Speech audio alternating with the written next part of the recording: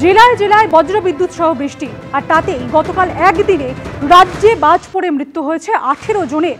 বাঁকুড়া জেলায় বাজ পড়ে মৃত্যুর সংখ্যা সর্বাধিক, সেখানে মারা গিয়েছে 9 জন। এ বিষয়ে আরো বিস্তারিত জানবো, কথা বলে নেব আমাদের প্রতিনিধি তুহিন অধিকারীর সঙ্গে। তুহিন। হ্যাঁ দেখো, বাঁকুড়া জেলায় গতকাল বাজ পড়ে 9 জনের মৃত্যু হয়েছে, যে সংখ্যাটা বাঁকুড়া জেলার সর্বাধিক।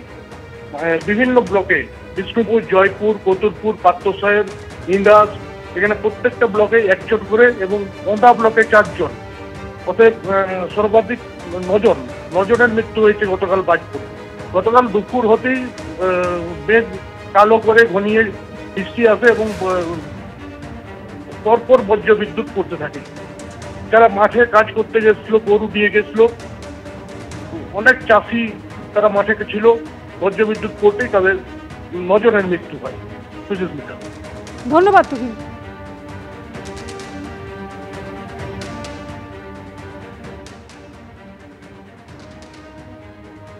আচমকা ঝড় বৃষ্টির মধ্যে বিদ্যুৎ পড়েছে, ওখানেই পড়ে স্পট ডেথ। হ্যাঁ, তারপর তো আশপাশে আরো লোকজন ছিল, তারা দৌড়ে দৌড়ে গিয়ে দেখে এরকম অবস্থা। বাড়িতে এসি খারাপ, সারাইয়ের জন্য টেকনিশিয়ান খুঁজে পাচ্ছেন না, ইন্টারনেট থেকে টেকনিশিয়ানের খোঁজ করছেন? তবে সাবধান হন, আপনার অ্যাকাউন্ট থেকে গায়েব হয়ে যেতে পারে লক্ষ লক্ষ টাকা। এমনই ঘটনা ঘটেছে বিরাটির বাসিন্দা, পেশায় সিভিল ইঞ্জিনিয়ার অভিষেক দাসের। গরমে বাড়ির এসি তো সার্ভিসিং করান সকলেই, কিন্তু জানেন কি সেখানেও পাতা রয়েছে প্রতারণার ফাঁদ। মাসখানেক আগে বিরাটির বাসিন্দা সিভিল ইঞ্জিনিয়ার অভিষেক দাসের বাড়ির এসি খারাপ হয়। এসি সারাইয়ের জন্য ইন্টারনেট থেকে এসি সার্ভিস সেন্টারের ফোন নম্বর খুঁজতে গিয়েই বাধে বিপত্তি। ইন্টারনেট থেকে একটি এসি সার্ভিস সেন্টারের ফোন নম্বর পান, সেখানে ফোন করে টেকনিশিয়ান বুক করেন। কিছুক্ষণের মধ্যেই অন্য অজানা নম্বর থেকে ফোন আসে অভিষেক দাসের কাছে। টেকনিশিয়ান পাঠানোর জন্য শেয়ার করতে বলা হয় লাইভ লোকেশন শেয়ার করতে তিনি দেখেন অ্যাকাউন্ট থেকে গায়েব বিপুল অঙ্কের টাকা। আমি ইন্টারনেটের মাধ্যমে এসি সার্ভিসিং এর জন্য নাম্বার খুঁজছিলাম, তো সেখান থেকে একটি নাম্বার পাই, আমি পেয়ে সেই নাম্বারটিতে আমি ফোন করি।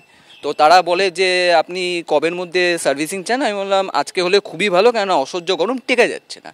বললো ঠিক আছে, বলে ফোনটা ডিসকানেক্ট করে দেয়। করে দেওয়ার পর আরেকটি নাম্বার থেকে ফোন আসে, সেই নাম্বার থেকে ফোন এসে আমাকে বললো যে আপনি আপনার লাইভ লোকেশনটা পাঠান।